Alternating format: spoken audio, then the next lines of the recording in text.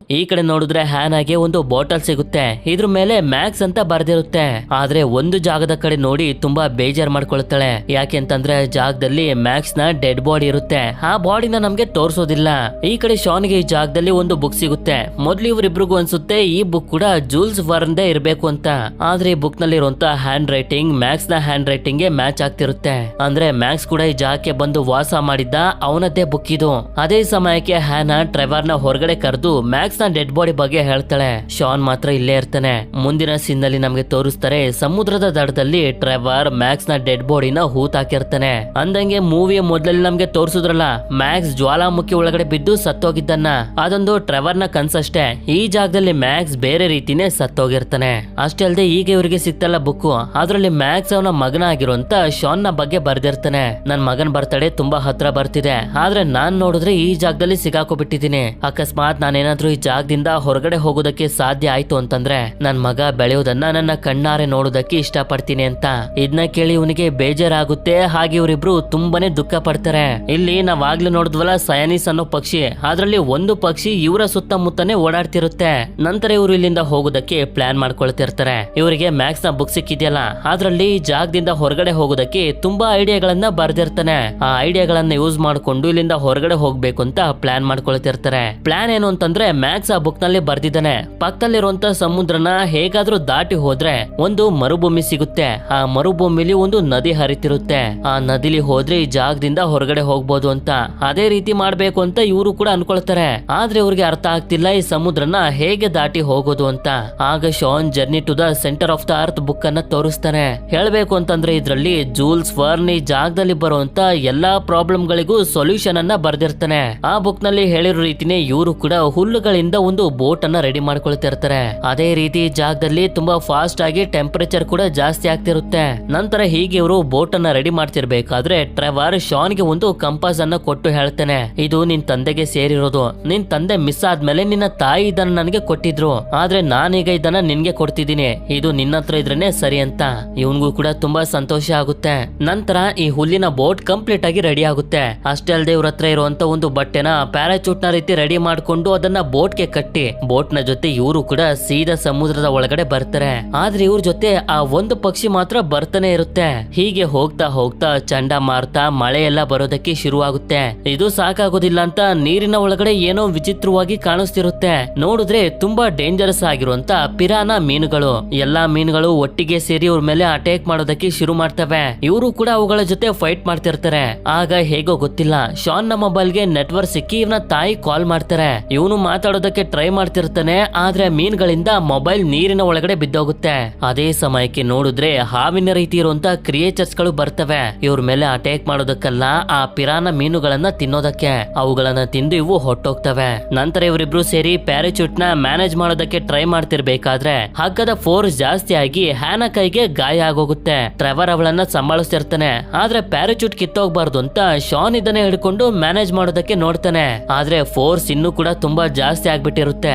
ಇದರಿಂದ ಪ್ಯಾರಾಚೂಟ್ ನ ಜೊತೆ ಇವನು ಕೂಡ ಹಾರ್ಕೊಂಡು ಬೇರೆ ಕಡೆ ಹೊಟ್ಟೋಗ್ತಾನೆ. ಟ್ರೆವರ್ ಮತ್ತೆ ಹ್ಯಾನಾಗಂತೂ ಏನ್ ಮಾಡ್ಬೇಕು ಅಂತಾನೆ ಅರ್ಥ ಆಗ್ತಿರೋದಿಲ್ಲ.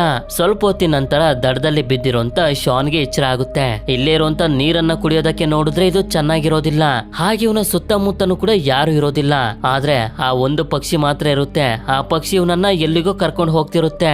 ಈ ಕಡೆ ನೋಡಿದ್ರೆ ಇವರಿಬ್ರು ಕೂಡ ಮತ್ತೊಂದು ಕಡೆಯಿಂದ ದಡಕ್ಕೆ ಬಂದು ತಲುಪಿ ಶಾನ್ ನ ಹುಡ್ಕೋದಕ್ಕೆ ಶುರು ಮಾಡಿರ್ತಾರೆ. ಇಲ್ಲಿ ಈ ಪಕ್ಷಿ ನೀರ್ ಬೀಳ್ತಿರುವಂತ ಜಾಕೆ ಶಾನ್ ನ ಕರ್ಕೊಂಡ್ ಬಂದಾಗ ಇವನು ಕೂಡ ನೀರ್ ಕುಡಿತಾನೆ. ಅದಾದ್ಮೇಲೆ ಕಂಪಾಸ್ ನ ಸಹಾಯದಿಂದ ಬುಕ್ ನಲ್ಲಿ ಬರ್ದಿರುವಂತ ಆ ನದಿನ ಹುಡ್ಕೊಂಡು ಹೋಗ್ತಿರ್ತಾನೆ. ಅದೇ ರೀತಿ ಇವರಿಬ್ರು ಕೂಡ ತುಂಬಾ ಹೊತ್ತು ಹುಡ್ಕುದ್ರು ಕೂಡ ಶಾನ್ ಸಿಗದೆ ಇರೋದ್ರಿಂದ ಒಂದು ಜಾಗದಲ್ಲಿ ಕುಂತ್ಕೊಂಡು ರೆಸ್ಟ್ ಮಾಡ್ತಿರ್ತಾರೆ. ಕೊನೆಯದಾಗಿ ಸ್ವಲ್ಪ ಉಳಿದಿರುವಂತ ನೀರನ್ನ ಟ್ರೆವರ್ ಕುಡಿಯೋದಕ್ಕೆ ಅಂತ ಇವಳಿಗೆ ಕೊಡ್ತಾನೆ. ಆದ್ರೆ ಜೀವ ಇರುವಂತ ಗಿಡ ಅಟ್ಯಾಕ್ ಮಾಡೋದಕ್ಕೆ ಬಂದಾಗ ಅದನ್ನ ಕಟ್ ಮಾಡ್ತಾನೆ. ಆದ್ರೆ ಯಾವಾಗ ಹ್ಯಾನಾ ಕಡೆಗೆ ನೋಡ್ತಾನೋ ಅವಳು ಅಲ್ಲಿ ಇರೋದಿಲ್ಲ. ಯಾಕೆ ಅಂತಂದ್ರೆ ಜೀವ ಇರುವಂತ ಮತ್ತೊಂದು ಗಿಡ ಇವಳನ್ನ ಹಿಡ್ಕೊಂಡು ಸಾಯಿಸೋದಕ್ಕೆ ನೋಡ್ತಿರುತ್ತೆ. ಆಗ ಇವನು ಈ ಗಿಡದ ಜೊತೆ ಫೈಟ್ ಮಾಡ್ತಾ ಮಾಡ್ತಾ ಬುಡದಿಂದನೇ ಕಿತ್ತು ಇದನ್ನ ಎಸ್ತು ಇವಳನ್ನ ಕಾಪಾಡ್ತಾನೆ. ನಂತರ ಶಾನ್ ಹಾಗೆ ಪಕ್ಷಿ ಒಂದು ಜಾಗಕ್ಕೆ ಬರ್ತಾರೆ. ಹೀಗೆ ಇವನು ನಡ್ಕೊಂಡು ಹೋಗ್ತಿರ್ಬೇಕಾದ್ರೆ ಮಿಸ್ ಆಗಿ ಬಿದ್ದಾಗ್ಲೇ ಗೊತ್ತಾಗೋದು ಈ ಜಾಗದಲ್ಲಿ ವಸ್ತುಗಳೆಲ್ಲ ತೇಲಾಡ್ತಿದಾವೆ ಅಂತ. ಹಾಗೆ ಯಾವಾಗ ಇವನು ಇನ್ನೂ ಸ್ವಲ್ಪ ಮುಂದೆ ಬಂದು ನೋಡ್ತಾನೋ ಈ ಜಾಗನ ಕ್ರಾಸ್ ಮಾಡೋದಕ್ಕೆ ತೇಲ್ತಿರುವಂತ ಕಲ್ಲುಗಳ ಮೇಲೆ ಜಂಪ್ ಮಾಡ್ತಾ ಹೋಗ್ಬೇಕು. ಸರಿ ಇನ್ನೇನ್ ಮಾಡುದು ಅಂತ ಇವನು ಕೂಡ ಧೈರ್ಯ ಮಾಡಿ ಒಂದಾದ್ಮೇಲೆ ಒಂದು ಕಲ್ ಮೇಲೆ ಜಂಪ್ ಮಾಡ್ತಾ ಮಾಡ್ತಾ ಮುಂದೆ ಹೋಗ್ತಿರ್ತಾನೆ. ಆದ್ರೆ ಕೊನೆಯ ಕಲ್ಲಿನ ಮೇಲೆ ಬರ್ತಿದ್ದಂಗೆನೆ ಇದು ಸರಿಯಾಗಿ ಬ್ಯಾಲೆನ್ಸ್ ಆಗ್ತಿರೋದಿಲ್ಲ. ನಾನ್ ಬಿದ್ದೋಗ್ತೀನಿ ಅಂತ ಇವನಿಗೆ ಅನ್ನಿಸ್ತಿರುತ್ತೆ. ಆದ್ರೂ ಕೂಡ ತುಂಬಾ ಕಷ್ಟಪಟ್ಟು ದಡಕ್ಕೆ ಬಂದು ತಲುಪ್ತಾನೆ. ಇವರಿಬ್ರು ಇಷ್ಟೊತ್ತಿಗೆ ಮರುಭೂಮಿಗೆ ಬಂದಾಗ ಮ್ಯಾಕ್ಸ್ ಬುಕ್ ನಲ್ಲಿ ಬರ್ದಿರುವಂತ ಹರಿತಿರೋ ನದಿ ಇವ್ರಿಗೆ ಕಾಣಿಸುತ್ತೆ. ಆದ್ರೆ ಎಷ್ಟೇ ಹುಡುಕ್ತಿದ್ರು ಶಾನ್ ಮಾತ್ರ ಇವರಿಗೆ ಸಿಕ್ತಿರೋದಿಲ್ಲ. ಅದೇ ರೀತಿ ಈ ಕಡೆ ಶಾನ್ ಕೂಡ ಮರುಭೂಮಿಗೆ ಬಂದು ತಲುಪಿ ಟ್ರೆವರ್ ಹಾಗೆ ಹ್ಯಾನನ್ನ ಹುಡ್ಕೊಂಡು ನಡ್ಕೊಂಡು ಹೋಗ್ತಿರ್ತಾನೆ.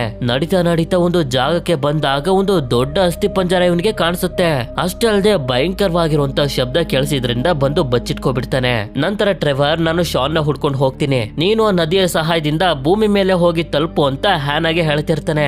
ಆದ್ರೆ ಹ್ಯಾನಾ ಮಾತ್ರ ನಾನ್ ನಿನ್ನ ಇಷ್ಟಪಡ್ತಿದ್ದೀನಿ ಅಂತ ಹೇಳ್ಬಿಡ್ತಾಳೆ. ಇದನ್ನ ಕೇಳಿ ಇವನಿಗೆ ನಂಬೋದಕ್ಕೆ ಆಗ್ತಿರೋದಿಲ್ಲ. ನಾನು ನದಿ ಹತ್ರ ಕಾಯ್ತಿರ್ತೀನಿ, ನೀನು ಶಾನ್ ನ ಹುಡ್ಕೊಂಡು ಕರ್ಕೊಂಡ್ ಬಾ ಅಂತ ಹೇಳಿ ಹೋಗ್ತಾಳೆ.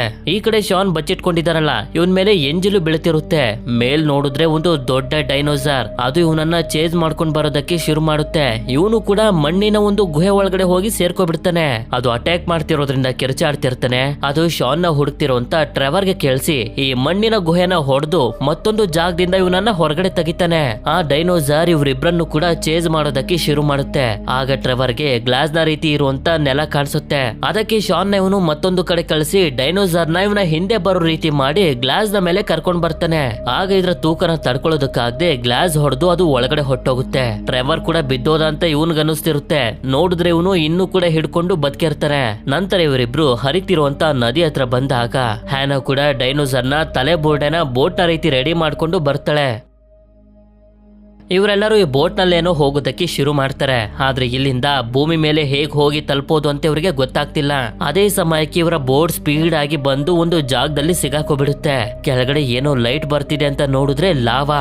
ಏನ್ ಮಾಡೋದು ಅಂತ ಇವರಿಗೆ ಅರ್ಥ ಆಗ್ತಿರೋದಿಲ್ಲ. ಆಗ ಇವರ ಸುತ್ತಮುತ್ತ ಇರುವಂತ ಗೋಡೆಗಳಲ್ಲಿ ನೀರಿರೋದು ಇವರಿಗೆ ಗೊತ್ತಾಗುತ್ತೆ. ಆದ್ರಿಂದ ಈ ಗೋಡೆಗಳನ್ನ ಬ್ಲಾಸ್ಟ್ ಮಾಡಿದ್ರೆ ನೀರು ಲಾವಾ ಒಳಗಡೆ ಬೀಳುತ್ತೆ ಅಂತ ಟ್ರೆವರ್ ಫ್ಲೇರ್ ಲೈಟ್ ಗಳನ್ನ ಇಸ್ಕೊಂಡು ಗೋಡೆಗಳಿಗೆ ಅಂಟಿಸ್ತಿರ್ತಾನೆ. ಯಾಕೆಂತಂದ್ರೆ ಮೆಗ್ನೀಸಿಯಂ ಇದೆಯಲ್ಲ ಅದಕ್ಕೆ. ಆದ್ರೆ ಎಷ್ಟೇ ಅಂಟಿಸ್ತಿದ್ರು ಬೆಂಕಿ ಮಾತ್ರ ಹತ್ಕೊಳ್ತಿರೋದಿಲ್ಲ. ಇದರಿಂದ ಟೆನ್ಷನ್ ಮಾಡ್ಕೊಬಿಡ್ತಾರೆ. ಉಳಿದಿರೋದು ಕೊನೆಯ ಫ್ಲೇರ್ ಲೈಟ್. ಅದಕ್ಕೆ ಸ್ವಲ್ಪ ಕೆಳಗಡೆ ಬಂದು ಇಲ್ಲಿ ಅಂಟಿಸೋದಕ್ಕೆ ನೋಡ್ತಾನೆ. ಇಲ್ಲೂ ಕೂಡ ಅಂಟ್ಕೊಳ್ಳೋದಿಲ್ಲ. ಮುಂದ್ಗಡೆ ಜಾಸ್ತಿ ಮೆಗ್ನೀಷಿಯಂ ಇರೋದನ್ನ ನೋಡಿ ಫ್ಲೇರ್ ಲೈಟ್ ಅನ್ನ ಅಲ್ಲಿಗೆ ಎಸ್ದಾಗ ಬೆಂಕಿ ಹತ್ಕೊಳ್ಳುತ್ತೆ. ಹಾಗೆ ಒಂದು ಬ್ಲಾಸ್ಟ್ ಆಗಿ ನೀರೆಲ್ಲ ಲಾವಾ ಒಳಗಡೆ ಬರೋದಕ್ಕೆ ಶುರು ಆಗಿದ್ರಿಂದ ತುಂಬಾ ಫೋರ್ಸ್ ಆಗಿರುವಂತ ಬಿಸಿ ಹೊಗೆ ಕ್ರಿಯೇಟ್ ಆಗುತ್ತೆ. ಆ ಹೊಗೆ ಫೋರ್ಸ್ ಇಂದ ಜ್ವಾಲಾಮುಖಿಯಿಂದ ಮೇಲ್ ಬರೋದಕ್ಕೆ ಶುರು ಮಾಡ್ತಾರೆ. ಕೊನೆಗೂ ತುಂಬಾ ಕಷ್ಟಪಟ್ಟು ಜ್ವಾಲಾಮುಖಿಯಿಂದ ಹೊರಗಡೆ ನಮ್ಮ ಪ್ರಪಂಚಕ್ಕೆ ಬಂದು ತಲುಪ್ತಾರೆ. ಆದ್ರೆ ಇವರು ಒಂದು ಹಣ್ಣಿನ ತೋಟದ ಒಳಗಡೆ ಜಾರ್ತಾ ಜಾರ್ತಾ ಒಂದು ಮನೆಗೆ ಬಂದು ಕ್ರಾಶ್ ಆಗ್ತಾರೆ.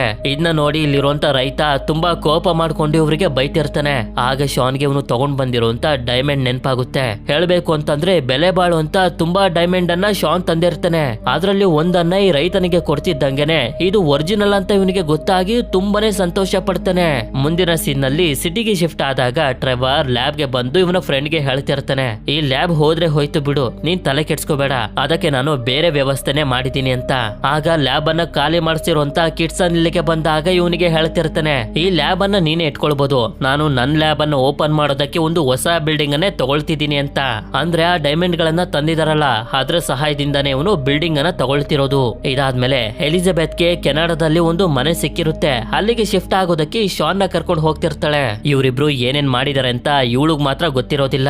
ಆಗ ಟ್ರೆವರ್ ಇವನಿಗೊಂದು the lost city of Atlantis ಅನ್ನೋ ಒಂದು ಬುಕ್ ಅನ್ನ ಕೊಡ್ತಾನೆ. ಅಷ್ಟೇ ಅಲ್ಲದೆ ನೋಡಿದ್ರೆ ಆ ಪಕ್ಷಿನೂ ಕೂಡ ಶಾನ್ ನ ಜೊತೆ ಇಲ್ಲಿಗೆ ಬಂದ್ಬಿಟ್ಟಿರುತ್ತೆ. ಒಂದು ಹ್ಯಾಪಿ ಎಂಡಿಂಗ್ ನ ಜೊತೆಗೆ ಈ ಮೂವಿನೂ ಕೂಡ ಎಂಡ್ ಆಗುತ್ತೆ.